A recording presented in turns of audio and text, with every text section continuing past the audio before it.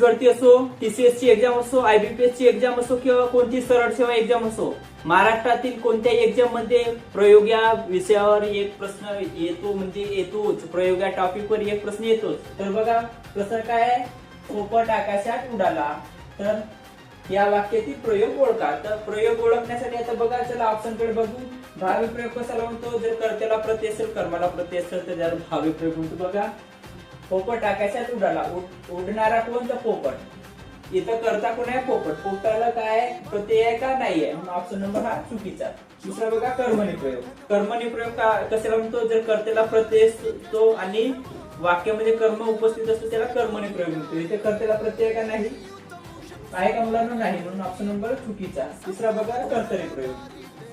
कर्तरी प्रयोग कशाला म्हणतो, जर कर्त्याला प्रत्यय नसतो आणि कर्म तिथे उपस्थित नसतो त्याला आपण कर्तरी प्रयोग म्हणतो, म्हणून ऑप्शन नंबर 3.